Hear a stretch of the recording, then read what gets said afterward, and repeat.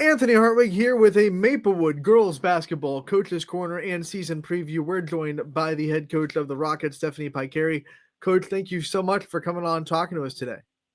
Yeah, thanks for having me.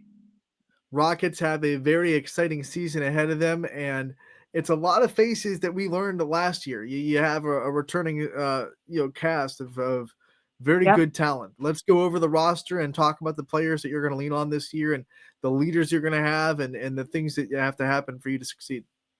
Yeah. So we are incredibly excited about this season.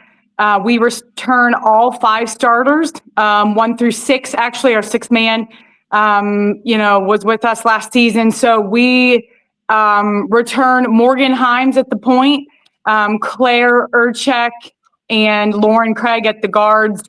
And then we have our bigs, Aaliyah Brummett, Katie Ware, and Reagan Craig, who she can kind of do everything. So those are our core 6. We're looking to hit the floor and really tear it up. Last season, we averaged 3 in double-digit scoring. Morgan Himes led with 5 steals a game. And we really cleaned up the boards with Morgan, Claire, and Aaliyah, and Katie, really getting after it. So there's so much to say about the season. We are in preparation now, trying to clean some things up and, polish all the things we're wanting to accomplish this season. With last year, you knew as a coaching staff that you were going to get all these players back, and you kind of understood that this was kind of going to be a 2-year window with especially the seniors that were juniors last year. Yeah. What's it like kind of having kind of almost 2 years to do something special with this group? Yeah. Well, it's a privilege to coach such a talented group and have the coaching staff that I do. And, last season, we really weren't sure what to expect. We did not set a whole lot of expectation. We really were just trying to protect us and be us. And we surprised ourselves in a lot of ways, learned a lot. And now headed into this season, our speech is that consistency and pressure is a privilege. It's really only an illusion and something we're putting on ourselves. We're just trying to continue to be us. And I think that's going to be huge down the stretch. Our schedule is not an easy task. Our non-conference schedule is pretty tough. And so it's just because we believe in ourselves and we're trying to see how much we can push our ceiling early on and then, kind of scatter throughout the season and at the tail end too. Yeah, you said it. You guys did not waste any time with this schedule. You were making a statement that you want to make a run, and the way to do that is to beef it up. Before we talk about the non-conference, let's start with the league, the conference, and what it will take to kind of solidify your dominance in there and win that again. Yeah, for sure. This year with the way they kind of split the NAC, we are on a side with Badger, Bristol. Those teams are the ones we're looking to really challenge us, and then we can't underestimate the other teams on our side. And then, we're looking to Grand Valley. They have a nice cast there also. They're going to, really put some pressure on us and make us perform well in order to beat them. And Chalker returns a lot. They are a high intensity, high energy team.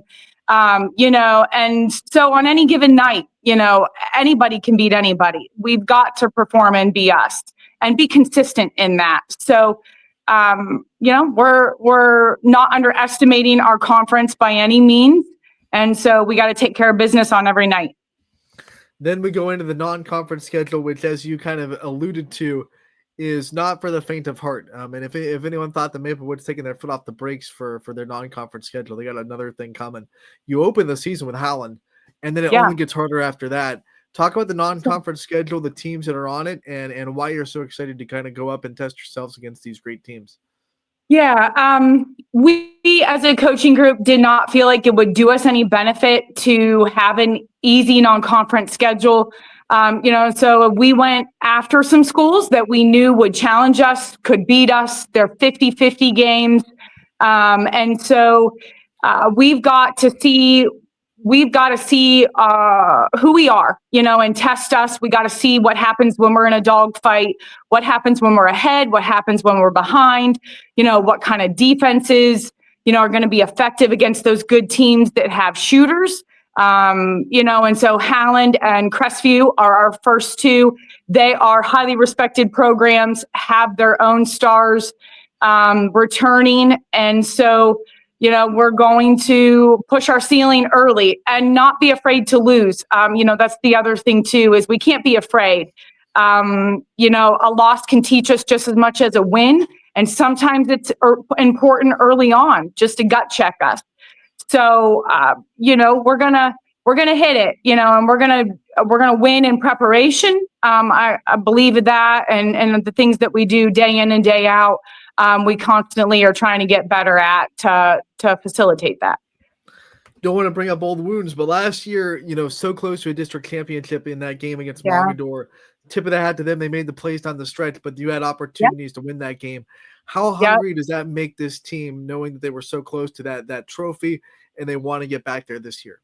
Yeah, they think about it a lot. When we bring it up, we all kind of shudder and shake our head. That really was our first big postseason run with this group. The seniors now, Himes and the Craigs, their freshman and sophomore year, they didn't have more than 7 players on their roster. We were struggling my first 3 years as a head coach for numbers. We weren't able to really scrimmage. Coaches were jumping in. We were having to be very creative. And so last season, we finally had enough to scrimmage. We finally had enough to really test ourselves. And so, down the stretch, we had set those big goals. But, I think Mogador, hats off to them, had a strong senior class, very seasoned players who knew exactly what to do. They followed through on their game plan. And, we got shaky at some points. We gave up some points. We had some fouls at some really inopportune times. And so it taught us a lot. It's hard to lose in that moment. We always want to see a win.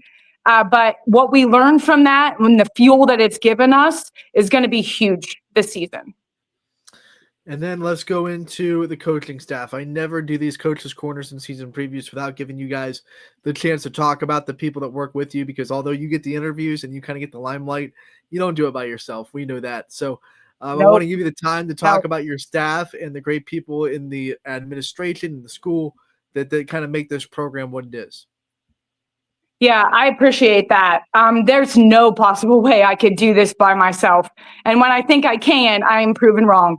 So, we return Matt Brummett as our varsity assistant. He is the do-it-all. He is incredibly invested. He'll do anything to help these girls. He is always present, always available. And he really handles our baseline, sideline, out of bounds when it comes to games, and helps with the bigs during practice. And then we have Norm Yanucci. He is our JV coach and varsity assistant. Him and I really roll around about the defense. We are really testing ourselves this season, and he brings a lot of knowledge and experience and a lot of energy to us. So we're excited for those two. And then we've added a new face to our group this season, John King, who is formerly from Bristol. Him and I are actually brother and sister-in-law. So just, as we talked in the off season about what we wanted to accomplish, what we wanted to do, he offered to help and give his wisdom to us, and we took it up on him. He in his own right, as a player and a coach, is highly respected, and he's helped, especially on the offensive end, see some things, help our guards in ways that have been really beneficial so far. So I can't say enough about having those three around me. They're an all-in group. They will do anything to help us and help the girls. And so it just makes my job a whole lot easier when the pressure's on and we got things to accomplish. Coach, normally that'd be how I close this, but because this is one of your first coaches' corners, and Maplewood's a fairly new team in the YSN family, and there's a lot of fans out there that kind of want to know your journey and kind of what got you to Maplewood and what drew you to this job that you've had for a while. Talk about your basketball journey and kind of what got you into coaching and what got you into Maplewood. Okay. I appreciate that. So I am a Maplewood graduate. I played under Mark Yoder, and I'm a 2005 graduate. We had some pretty good teams back then, back when we were the ESD and the NAC was just being formed. Had a great group. We were in Division III then, back when there was bigger schools and 4 divisions. So we had a tough draw come the tournament time.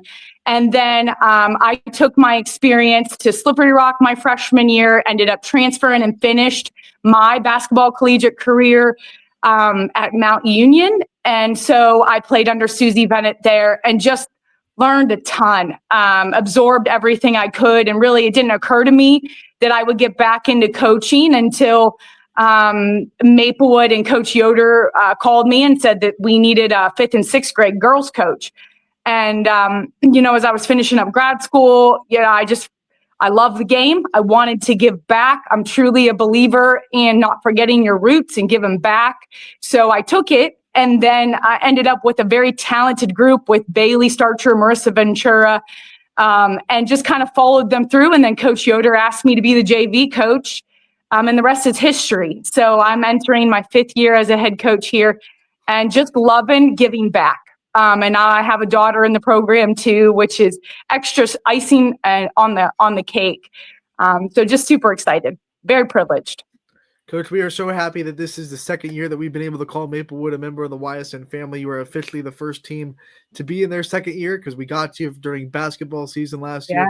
So once again, welcome to the family. We love having you here, and we can't wait to cover you all season long and be there along the journey along what should be a very exciting season for the Rockets.